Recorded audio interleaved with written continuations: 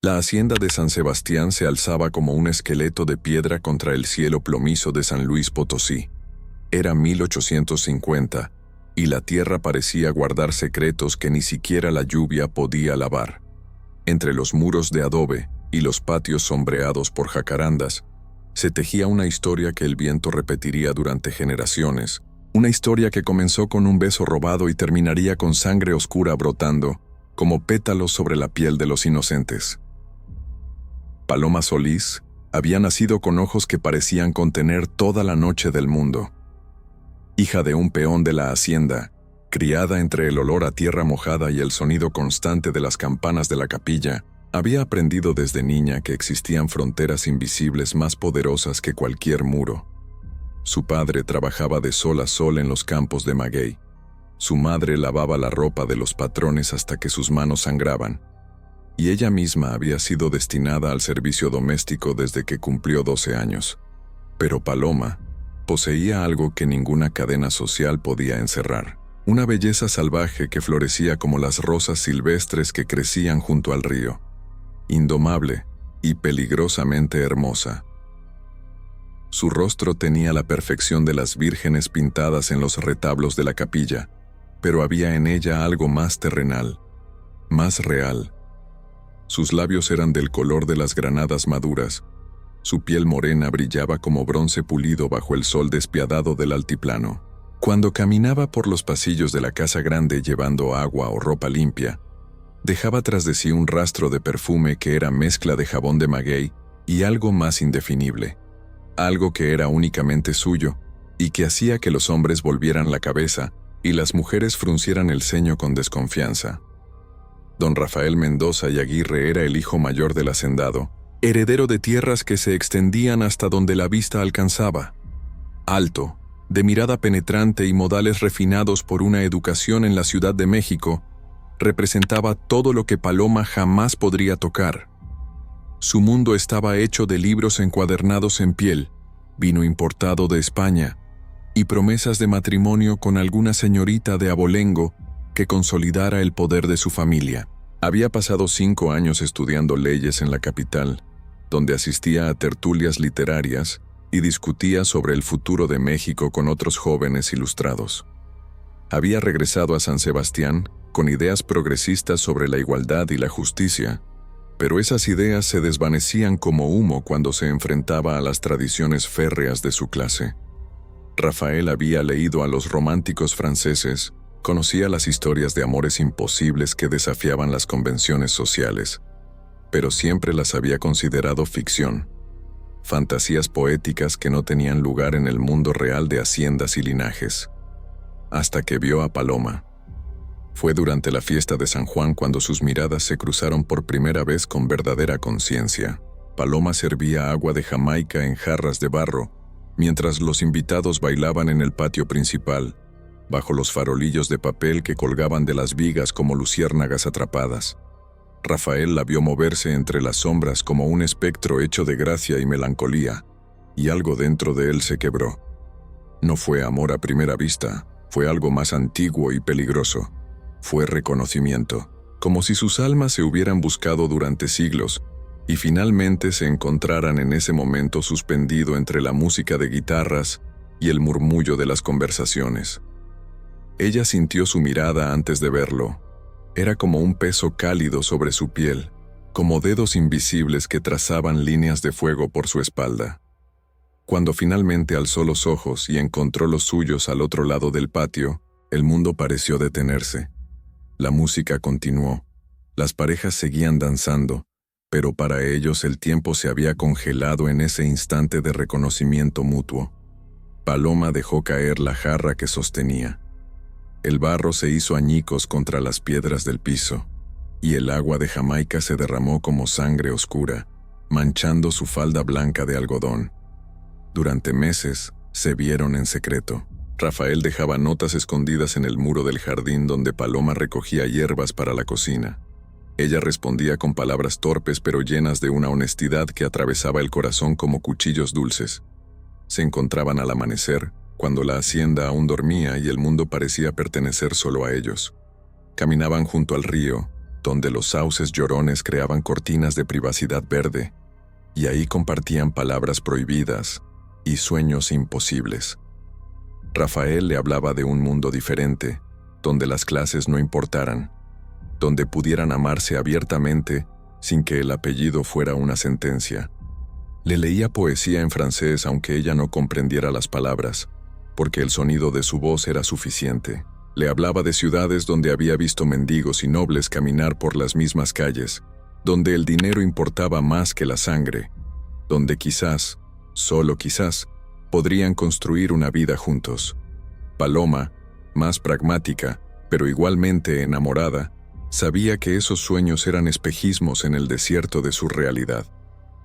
Aún así, se permitía creer cada vez que él tomaba su mano, cada vez que sus labios se encontraban bajo la luz plateada de la luna. Las primeras semanas fueron de una felicidad tan intensa que dolía. Se robaban momentos entre las obligaciones de ambos, encuentros fugaces que sabían a eternidad. Rafael esperaba en el jardín cuando ella salía a cortar flores para los jarrones de la casa. Paloma dejaba su ventana entreabierta para escuchar cuando él silbaba una melodía particular que solo ella reconocía.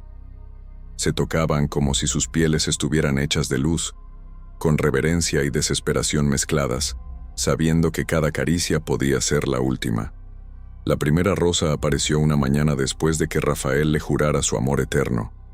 Era negra como la obsidiana, imposiblemente oscura, con pétalos que parecían absorber la luz en lugar de reflejarla. Paloma la encontró sobre su almohada y creyó que era un regalo de su amado, aunque no podía imaginar cómo la había conseguido. La guardó entre las páginas de un devocionario que su abuela le había heredado, sin saber que era el primer augurio de la tragedia que se avecinaba. Las rosas negras no existen en la naturaleza, le había dicho una vez su abuela. Son flores de otro mundo, mensajes de los muertos o advertencias de lo que está por venir. Cuando Paloma le preguntó a Rafael sobre la rosa, él juró que no había sido él. No existían rosas negras en todo San Luis Potosí, y él ciertamente no habría dejado un regalo tan extraño. Pero ambos olvidaron el asunto rápidamente, perdidos en la intensidad de su amor secreto, sin prestar atención a las señales que el universo enviaba. Los meses pasaron, y el amor crecía como las enredaderas que trepaban por los muros de la hacienda, silencioso, pero imparable. Rafael comenzó a hablar seriamente de escapar, de tomar solo lo necesario y huir hacia Veracruz, donde podrían embarcarse hacia Sudamérica o incluso Europa. Paloma escuchaba estos planes con el corazón dividido entre la esperanza y el terror. Sabía lo que significaría para él renunciar a todo. Sabía también que su familia jamás los dejaría en paz. Pero el amor tiene la capacidad de hacer que incluso las personas más sensatas ignoren la realidad. Don Sebastián Mendoza, padre de Rafael, no era un hombre cruel por naturaleza, pero era producto de su tiempo y su clase. Había construido el imperio de San Sebastián con trabajo duro y decisiones difíciles. Había sobrevivido a las guerras de independencia, a las luchas políticas que desangraban al país, y lo había hecho manteniendo el orden, preservando las jerarquías que consideraba naturales e inmutables. Cuando los rumores comenzaron a filtrarse entre los sirvientes, cuando las miradas cómplices y las ausencias matutinas de su hijo se volvieron demasiado evidentes, actuó con la eficiencia fría de quien protege un imperio. Primero intentó el camino sutil. Comenzó a hablar con Rafael sobre posibles matrimonios, presentándole a jóvenes de familias respetables que visitaban la hacienda. Rafael rechazaba cada propuesta con cortesía pero firmeza, lo que solo aumentaba las sospechas de su padre. Don Sebastián mandó vigilar a su hijo, y lo que descubrió confirmó sus peores temores. Su heredero, el futuro de la dinastía Mendoza, estaba enredado con una simple sirvienta, una muchacha sin nombre ni fortuna que amenazaba con destruir décadas de construcción social. Mandó llamar a Paloma una tarde de septiembre, cuando las tormentas ya amenazaban en el horizonte. El cielo se había vuelto del color del plomo fundido, y el aire era tan denso que costaba respirar. El estudio de don Sebastián olía a tabaco y cuero viejo. Paloma entró con la cabeza baja, las manos temblando bajo el delantal, Sabía por qué había sido llamada. Lo supo desde el momento en que uno de los capataces fue a buscarla a la cocina, con expresión grave. El hacendado no le gritó ni la amenazó. Simplemente le ofreció dinero, suficiente para que su familia pudiera comprar un pequeño terreno en otro pueblo, para que comenzaran una vida nueva lejos de San Sebastián.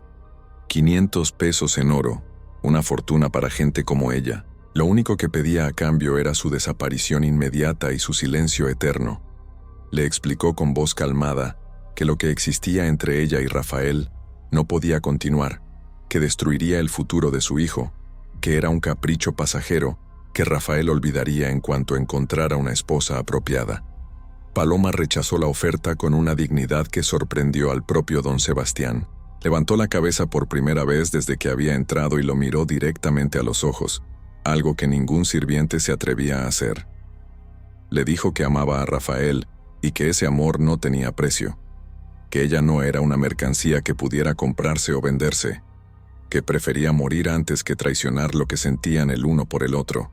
Fue el error más valiente y fatal de su vida. Don Sebastián la despidió con un gesto de la mano, su rostro impasible pero una sombra de furia cruzando sus ojos. Esa misma tarde, llamó a 3 de sus hombres de mayor confianza, los mismos que lo habían acompañado durante años, que habían ejecutado las tareas difíciles que mantenían el orden en la hacienda. No dio órdenes explícitas, no necesitaba hacerlo. Simplemente dijo que el problema debía ser resuelto de forma permanente y discreta. Los hombres asintieron, comprendiendo perfectamente lo que se esperaba de ellos.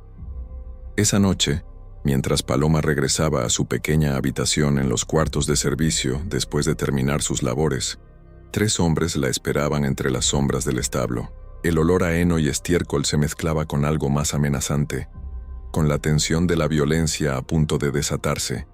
Paloma intentó gritar, pero una mano áspera cubrió su boca. Luchó con todas sus fuerzas, arañó y pateó, pero eran 3 hombres grandes contra una muchacha delgada. La arrastraron hacia los campos de maguey, donde la tierra era suave y fácil de cavar, donde nadie trabajaría hasta la siguiente temporada de cosecha. Cavaron un hoyo profundo mientras ella estaba amordazada e inmovilizada. Paloma lloraba, sus lágrimas haciendo surcos en el polvo que cubría su rostro. Podía ver las estrellas sobre ella, brillantes e indiferentes a su terror. Pensó en Rafael, en sus manos tocándola con ternura, en sus promesas de escape y libertad. Intentó decir su nombre a través de la mordaza, pero solo salieron sonidos ahogados. La enterraron viva en un claro rodeado de agaves, bajo tierra que olía a siglos y muerte. Paloma sintió la primera palada caer sobre sus piernas, luego sobre su torso. El pánico que sintió era tan absoluto que su mente casi se quebró antes de que su cuerpo lo hiciera. Luchó contra las cuerdas que la ataban, intentando liberarse incluso cuando la tierra comenzaba a cubrirla completamente. Su último pensamiento consciente fue para Rafael.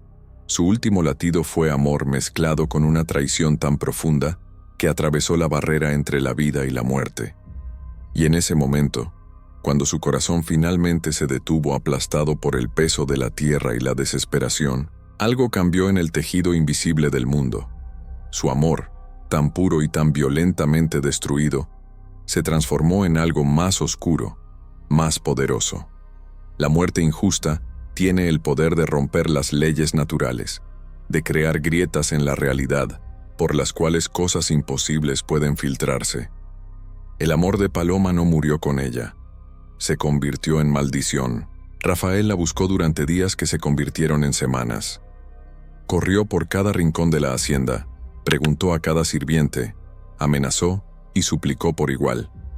Su padre le juró que no sabía nada, que probablemente la muchacha había aceptado el dinero y se había marchado durante la noche, que era lo mejor para todos. Pero Rafael conocía a Paloma. Sabía que jamás lo habría abandonado sin despedirse. Podía sentir en sus huesos que algo terrible había sucedido. Enfermó de tristeza, se volvió una sombra de sí mismo, vagando por los lugares donde habían sido felices, esperando encontrar alguna señal. Dejó de comer, dejó de dormir. Su madre, doña Eulalia, comenzó a temer por su cordura. Los médicos que vinieron a examinarlo no encontraron nada físicamente mal en él, pero todos reconocían los síntomas de un corazón roto más allá de toda reparación. Encontró la segunda rosa negra junto al río, en el lugar exacto donde le había dado su primer beso a Paloma. Esta vez la flor estaba fresca, imposiblemente perfecta, y al tocarla sintió un frío que le atravesó los huesos hasta la médula. El tallo no tenía espinas, pero cortaba como vidrio. Una gota de su sangre cayó sobre los pétalos negros y fue absorbida instantáneamente, como si la flor tuviera sed. Esa noche soñó con Paloma por primera vez. Ella caminaba hacia él desde la oscuridad, con tierra cayendo de su cabello negro y sus ojos llenos de un amor que ya había cruzado hacia algo más terrible. Su vestido blanco estaba manchado de lodo y sus pies descalzos dejaban huellas húmedas sobre el piso de piedra. Le tendió la mano, y cuando él intentó tocarla, sus dedos atravesaron su carne como si fuera humo. Despertó con un grito atrapado en la garganta y el sabor de tierra en la boca. El matrimonio de Rafael con doña Constanza Ibargoyen fue celebrado 6 meses después de la desaparición de Paloma. Una boda apropiada para su posición, con invitados que venían desde Zacatecas y Guanajuato, con días de fiesta y música que intentaban ocultar el vacío en los ojos del novio. Constanza era hermosa a su manera, con la piel pálida y delicada de quien nunca había trabajado bajo el sol, educada en un convento de monjas francesas y piadosa hasta el punto de la beatitud. Era exactamente el tipo de esposa que se esperaba que Rafael tomara. Pero Rafael nunca la amó. Cumplió con su deber conyugal con la eficiencia mecánica de quien ejecuta una tarea desagradable pero necesaria. Le dio hijos porque era su obligación perpetuar el linaje. Administró las tierras que heredó cuando su padre murió 2 años después de la boda, pero una parte de él permaneció enterrada en algún lugar de esos campos de maguey, junto a un amor que jamás había tenido funeral. Constanza lo sabía.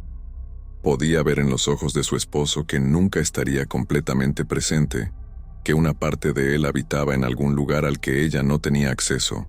Al principio intentó ganar su afecto con paciencia y devoción, pero eventualmente se resignó a un matrimonio de cortesía y distancia.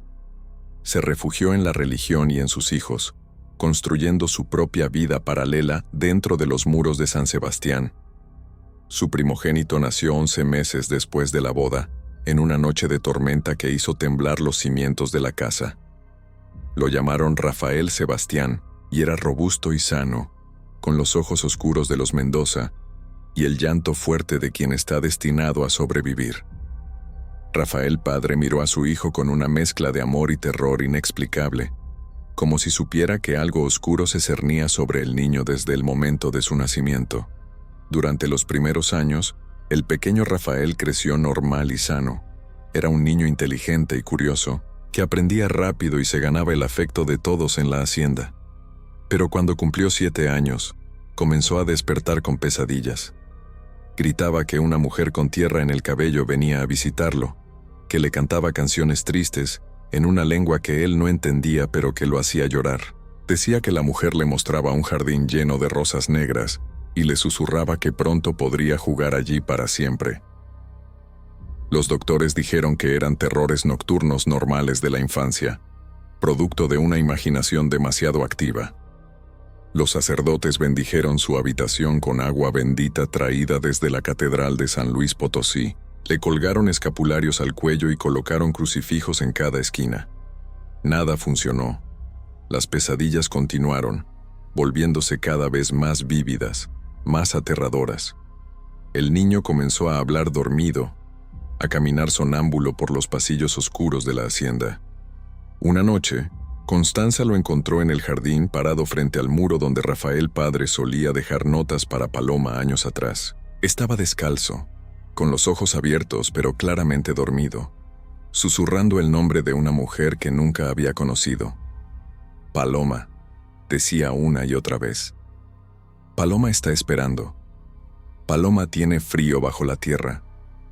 La noche que el niño cumplió 10 años, después de una fiesta modesta con solo la familia, Rafael padre lo encontró en su cama.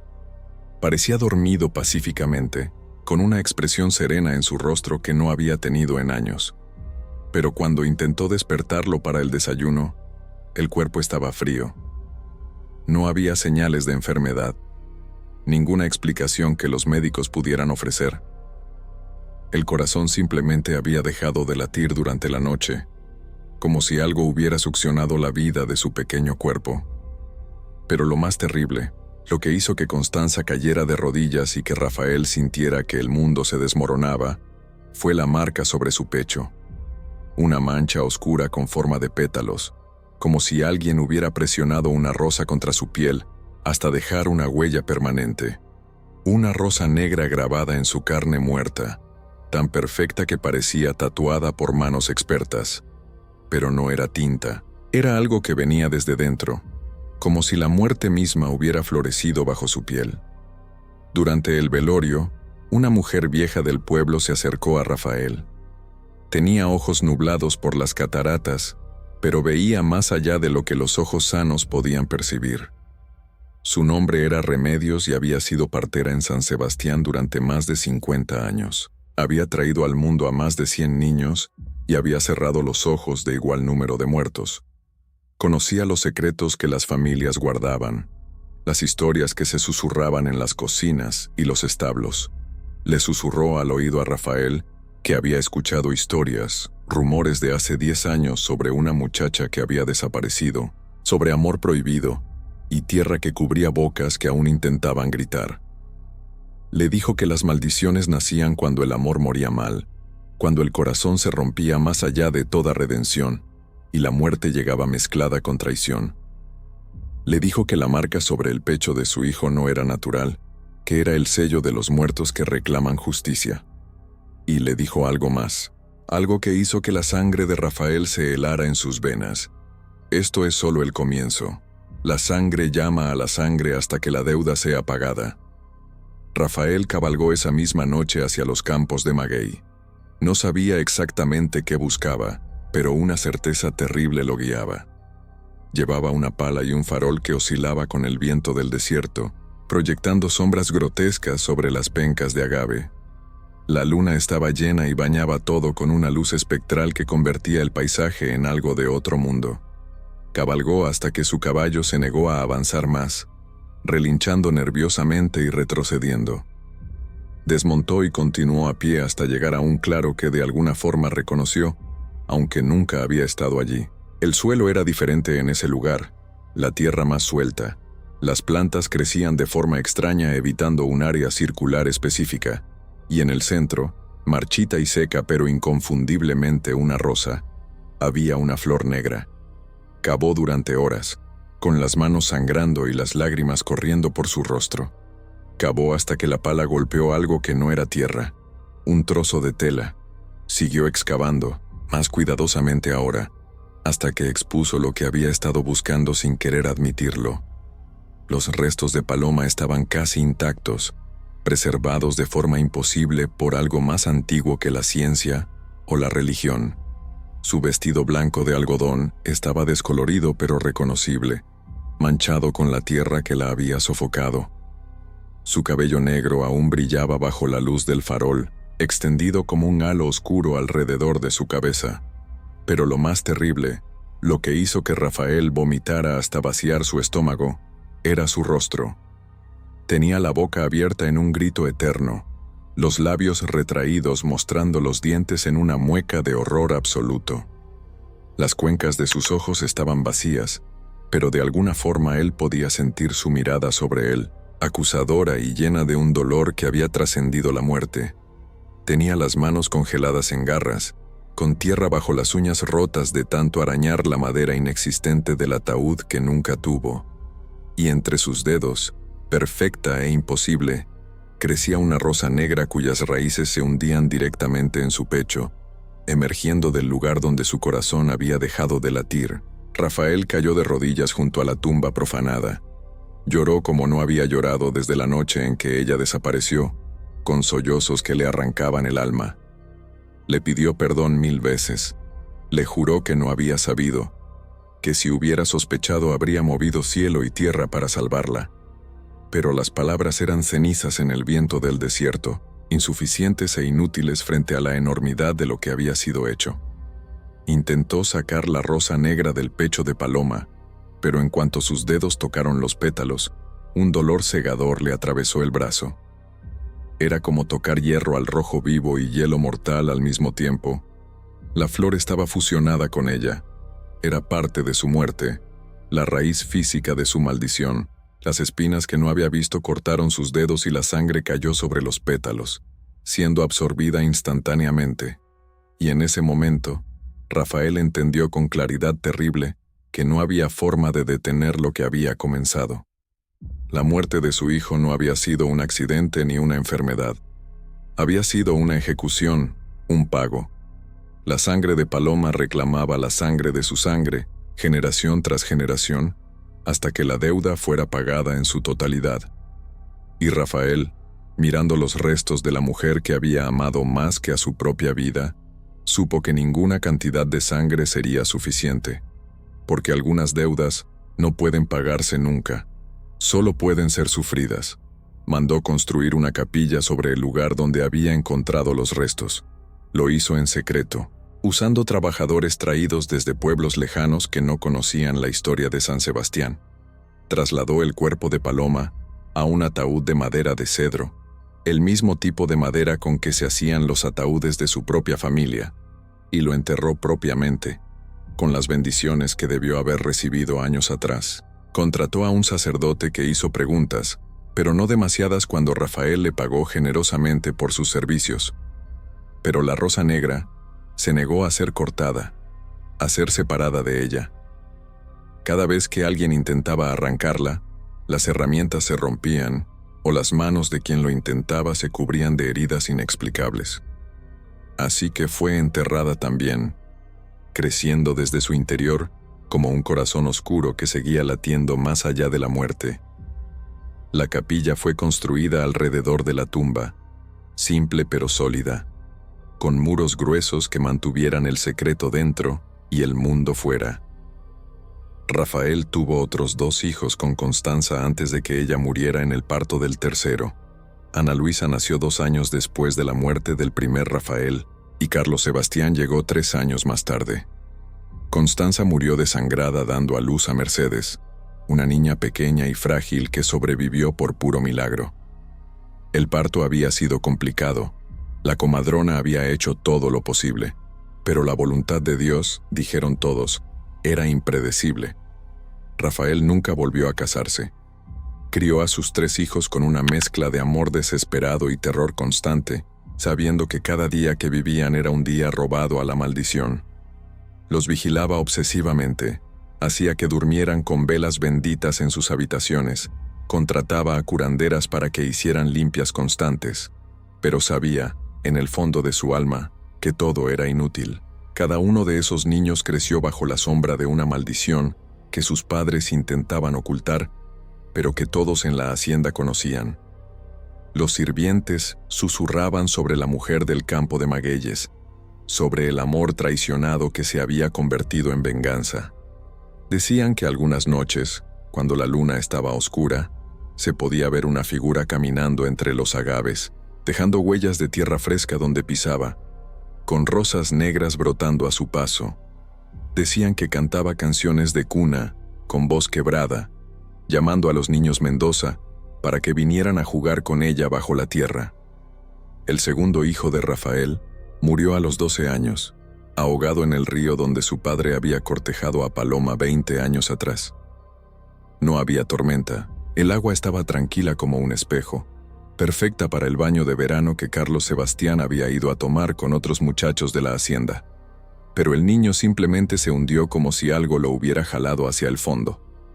Los otros chicos dijeron que lo habían visto sonreír justo antes de desaparecer bajo la superficie, como si hubiera visto algo maravilloso en las profundidades verdes. Cuando sacaron su cuerpo 3 horas después, tenía la misma marca sobre el pecho, pétalos oscuros grabados en la piel como un beso de muerte. Sus manos estaban cerradas en puños, y cuando las abrieron, encontraron pétalos de rosa negra húmedos en sus palmas, imposibles en un niño que había muerto ahogado. Ana Luisa vivió con más cuidado que sus hermanos. Quizás porque como mujer había aprendido desde pequeña que el mundo era un lugar peligroso que requería vigilancia constante. Llegó a los 18 años. Se casó con un comerciante de Querétaro que su padre aprobó con alivio, pensando que quizás al cambiar de apellido podría escapar de la maldición. Tuvo 2 hijos propios antes de que la muerte finalmente la reclamara a los 22 años, durante una fiebre que los médicos no pudieron explicar. Ardió durante 3 días, delirando sobre una mujer que la llamaba, que le decía que era hora de pagar por los pecados del padre. La marca apareció en su pecho en el momento exacto de su muerte, floreciendo bajo su piel como tinta oscura derramándose en agua. Sus hijos, pequeños y sin comprender, preguntaron por qué su madre tenía una flor dibujada en el pecho. Nadie supo qué responderles. Mercedes, la tercera, era dulce y bondadosa, nada parecida a su padre, pero la sangre no miente y la maldición no distingue virtudes. Vivió hasta los 15 con una fragilidad constante, como una vela que el viento amenazaba con apagar en cualquier momento. Rafael la protegió más que a ninguno, manteniéndola cerca, rezando cada noche para que fuera perdonada, para que la inocencia de su hija pudiera romper el ciclo. Murió la noche de su fiesta de quinceañera, vestida de blanco como una novia, con flores de azahar en el cabello y una sonrisa tímida en los labios. Estaba bailando el vals con su padre cuando se detuvo abruptamente en medio de la pista. Miró a Rafael con ojos que de repente parecían ver algo que él no podía, y susurró: «Papá, ella está aquí. Dice que es hora». Luego cayó al suelo como una marioneta con los hilos cortados mientras los invitados gritaban horrorizados. La marca de la rosa apareció ante sus ojos, expandiéndose sobre su pecho como tinta negra, derramándose sobre papel blanco, manchando el vestido inmaculado.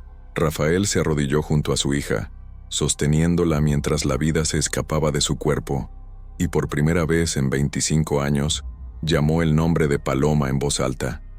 Lo gritó como un desafío, como una súplica, como una maldición propia. No hubo respuesta excepto el silencio y el peso muerto de su hija en sus brazos.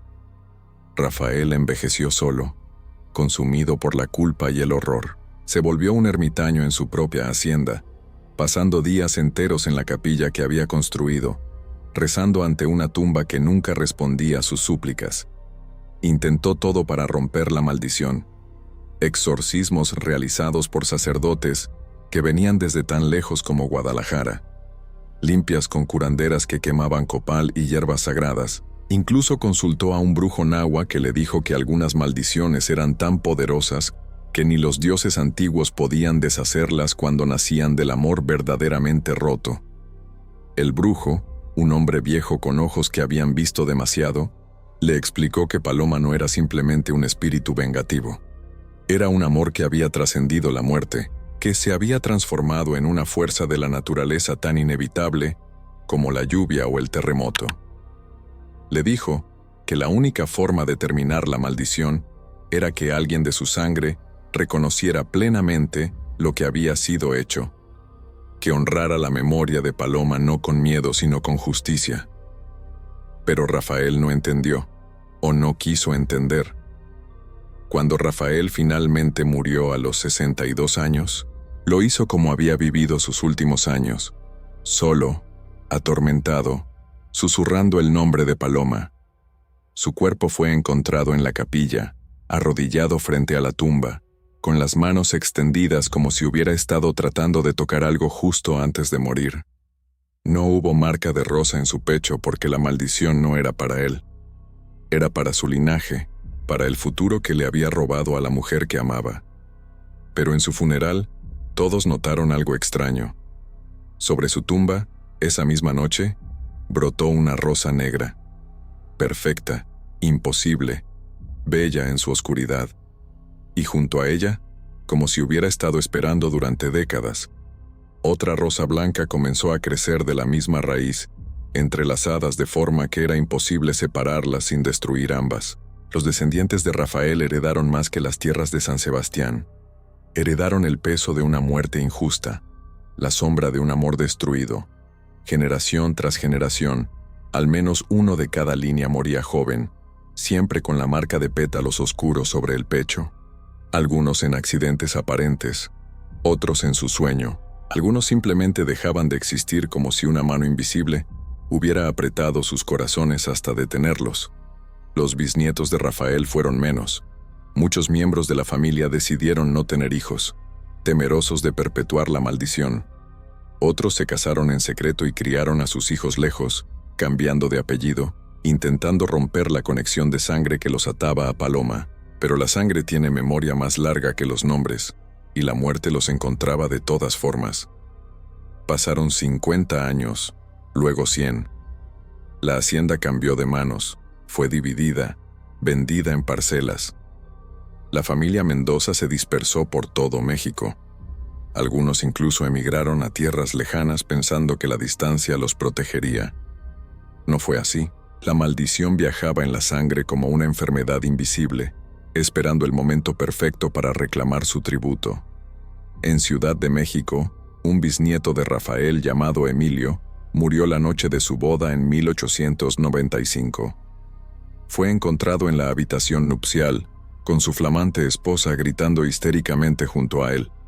En Veracruz, una tataranieta llamada Sofía cayó desde un balcón sin razón aparente en 1903, durante los festejos del Día de su Santo. En California, donde algunos habían huido durante la Revolución, un joven Mendoza llamado Roberto fue encontrado muerto en su habitación en 1918, con la inconfundible marca negra sobre su pecho. Cada muerte era investigada. Cada una tenía su explicación médica oficial: fallo cardíaco, accidente, aneurisma. Pero la familia sabía la verdad. La marca no mentía. La rosa negra reclamaba lo que le pertenecía. La capilla sobre la tumba de Paloma se convirtió en un lugar de peregrinación oscura. La gente venía a dejar flores, a pedir protección contra el amor que podía matar, contra las pasiones que desafiaban el orden establecido.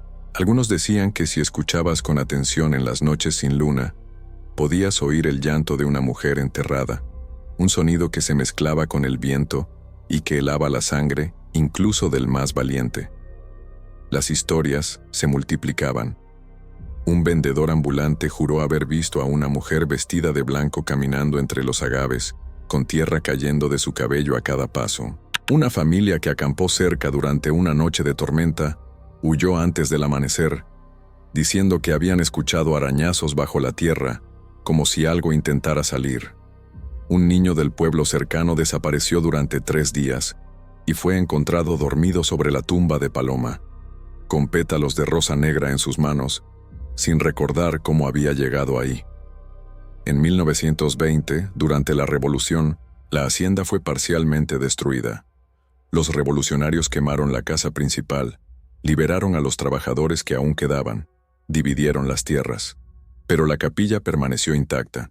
Incluso los hombres más rudos y descreídos se negaron a tocarla. Había algo en ese lugar que advertía a los vivos que se mantuvieran alejados. Una presencia que era tanto guardiana como prisionera. Un coronel zapatista intentó profanar la tumba, diciendo que era superstición de los ricos mantener capillas privadas mientras el pueblo moría de hambre. Duró 3 días después de poner un pie dentro de la capilla. Sus hombres lo encontraron en su tienda, muerto sin marca visible de violencia, pero con los ojos abiertos en expresión de terror absoluto. Cuando prepararon su cuerpo para el entierro, descubrieron la marca sobre su pecho. No era un Mendoza, pero había profanado la tumba de Paloma, y ella no distinguía. Los años pasaron y el mundo cambió. México se modernizó. Las haciendas se convirtieron en recuerdo. Las viejas estructuras sociales se derrumbaron, pero algunas cosas permanecieron inmutables: el amor, la traición y la justicia que los muertos reclaman. María Elena Mendoza y Valdés llegó a San Luis Potosí en el verano de 1950, exactamente 100 años después de la muerte de Paloma. Era la última descendiente directa de Rafael por línea masculina, una mujer de 35 años que había pasado su vida investigando la historia de su familia, tratando de entender por qué tantos habían muerto jóvenes ¿Por qué las historias de su apellido estaban manchadas de tragedia inexplicable? Había leído cartas antiguas guardadas en baúles polvorientos, entrevistado a ancianos que recordaban las historias que sus abuelos contaban. Había seguido el rastro de una maldición que parecía imposible, pero que era innegablemente real. María Elena era historiadora por formación, racionalista por educación, pero los hechos eran irrefutables. Demasiados Mendoza habían muerto demasiado jóvenes, todos con la misma marca inexplicable. Encontró la capilla medio en ruinas, pero aún en pie, resistiendo décadas de abandono como si una voluntad invisible la mantuviera. La puerta de madera estaba hinchada por las lluvias de 100 veranos, pero cedió cuando la empujó con fuerza. El interior olía a humedad y tiempo detenido, a secretos guardados durante generaciones. El altar simple aún estaba en su lugar, y detrás de él, cubierta de polvo y telarañas, estaba la tumba. La lápida era simple, sin nombre, solo una fecha, 1850.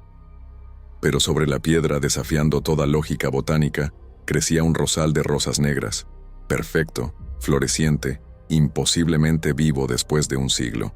Los tallos eran gruesos como muñecas, las hojas brillaban con salud sobrenatural, y las flores, oscuras como la obsidiana, parecían absorber la luz del sol que entraba por las grietas del techo. María Elena se arrodilló ante la tumba con las piernas temblando. No rezó. En cambio, habló como si la mujer enterrada pudiera escucharla, porque en el fondo de su alma sabía que así era. Le contó sobre todas las vidas que se habían perdido en el último siglo, sobre los niños que nunca crecieron, sobre las madres que lloraron hijos muertos sin razón médica comprensible. Le habló sobre el dolor que había atravesado 5 generaciones, sobre familias destruidas por una maldición que ninguno de los descendientes había causado directamente. Le pidió perdón en nombre de Rafael, en nombre de todos los Mendoza que habían vivido con el peso de su muerte injusta. Le dijo que entendía su dolor, su rabia, su necesidad de justicia, que lo que le habían hecho era imperdonable, que ninguna mujer debería morir así, enterrada viva por el crimen de amar. Pero también le suplicó misericordia para los inocentes, para aquellos que no habían tenido parte en su tragedia, que no sabían nada de amor prohibido y traiciones antiguas. Le ofreció lo único que creía que podía importar: reconocimiento. Prometió que si terminaba la maldición, ella se aseguraría de que la historia de Paloma Solís fuera conocida, no como un fantasma vengativo, sino como una mujer que amó verdaderamente y fue traicionada cruelmente por un sistema que valoraba el apellido más que el corazón. Prometió que su nombre sería recordado, que su tumba tendría su nombre tallado en piedra, que el mundo sabría lo que le habían hecho. El silencio que siguió fue tan profundo que María Elena pudo escuchar su propio corazón latiendo, desbocado contra sus costillas. El aire dentro de la capilla pareció espesarse, cargarse de electricidad como antes de una tormenta. Entonces, lentamente, casi imperceptiblemente al principio, uno de los pétalos negros cayó del rosal. Flotó en el aire por un momento imposible, girando suavemente antes de posarse sobre la lápida. Luego, otro pétalo cayó, y otro. Como lágrimas oscuras, como perdón hecho visible, los pétalos se desprendieron uno a uno, hasta que el rosal quedó desnudo, sus ramas extendidas como brazos que finalmente dejaban ir lo que habían sostenido durante un siglo de dolor. María Elena sintió un cambio en el aire, como si algo antiguo y poderoso hubiera exhalado su último aliento. Colocó su mano sobre la lápida y por primera vez desde que había entrado sintió calor. El frío sobrenatural que había permeado el lugar durante décadas se disipó como niebla bajo el sol. Supo, sin saber cómo, que la maldición había terminado. El amor traicionado había sido finalmente reconocido. La muerte injusta había sido nombrada, testimoniada, llorada propiamente. Y eso, de alguna forma misteriosa que solo los muertos comprenden, había sido suficiente para que Paloma Solís pudiera finalmente descansar. Cumplió su promesa con devoción absoluta. María Elena escribió un libro exhaustivo sobre Paloma Solís, documentando cada detalle de su vida que pudo encontrar, su amor con Rafael y su trágica muerte. Entrevistó a descendientes de los trabajadores de la hacienda, encontró documentos en archivos parroquiales, reconstruyó la historia que había sido deliberadamente borrada durante generaciones. Luchó contra burócratas y propietarios para que se colocara una placa conmemorativa en lo que quedaba de la hacienda de San Sebastián. Trabajó con historiadores locales para preservar la capilla como un sitio de memoria, no del horror sino del amor que desafió las barreras sociales de su tiempo, pagando el precio más alto posible. La lápida fue reemplazada por una nueva que decía: Paloma Solís, 1830-1850. Murió por amar sin permiso. Que su memoria sea bendición y advertencia. Y cada año, el día en que Paloma había muerto, María Elena regresaba a colocar una rosa blanca sobre su tumba. Una sola rosa blanca para contrarrestar toda la oscuridad, para decir que alguien recordaba, que alguien honraba su memoria no con miedo, sino con respeto y amor. María Elena Mendoza y Valdés vivió hasta los 82 años, más que cualquier otro descendiente directo de Rafael en 5 generaciones. Murió en paz, sin marca alguna sobre su pecho, rodeada de familia que vivió para contarlo. Su hija vivió, y su nieta, y sus bisnietos. La línea de sangre continuó sin más tragedias inexplicables, sin más muertes prematuras marcadas por pétalos oscuros. La maldición había terminado porque alguien finalmente había escuchado el grito silencioso de una mujer enterrada viva por amar a quien no debía, porque alguien había tenido el valor de arrodillarse ante los muertos y reconocer la injusticia que había sido cometida, porque la memoria había reemplazado al olvido y el reconocimiento había vencido a la negación. Pero la historia nunca termina completamente, porque en las noches tranquilas, cuando la luna se refleja sobre los campos donde una vez crecieron magueyes, algunos todavía juran que pueden ver 2 figuras caminando juntas entre las sombras. No es amenazante ni terrible, es simplemente una mujer joven con cabello oscuro y un hombre que finalmente puede tomarla de la mano sin consecuencias. Caminan juntos hacia un horizonte que solo ellos pueden ver, liberados al fin de las cadenas que los ataron en vida. Y cada mañana, en la tumba de Paloma Solís, junto a las rosas blancas que los visitantes dejan, aparece una rosa negra, solitaria, perfecta, imposiblemente bella. No es una maldición ahora, es un recordatorio, una declaración que dice que algunos amores son tan poderosos que atraviesan la muerte misma, que transforman el dolor en algo eterno, que escriben historias en la carne de generaciones para asegurarse de que nunca, jamás sean olvidados.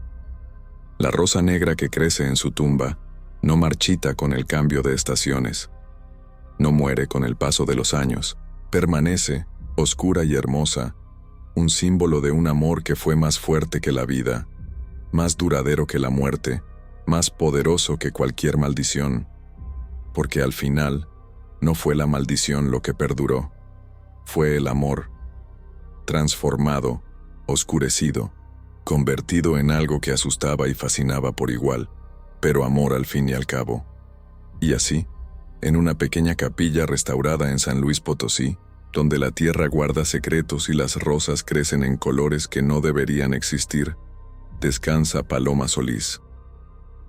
Su historia, que comenzó con un beso robado bajo los sauces llorones y terminó con tierra cayendo sobre su rostro mientras gritaba el nombre de quien amaba, se ha convertido en leyenda. Una leyenda que advierte sobre el costo de ignorar los corazones que laten más allá de las fronteras sociales.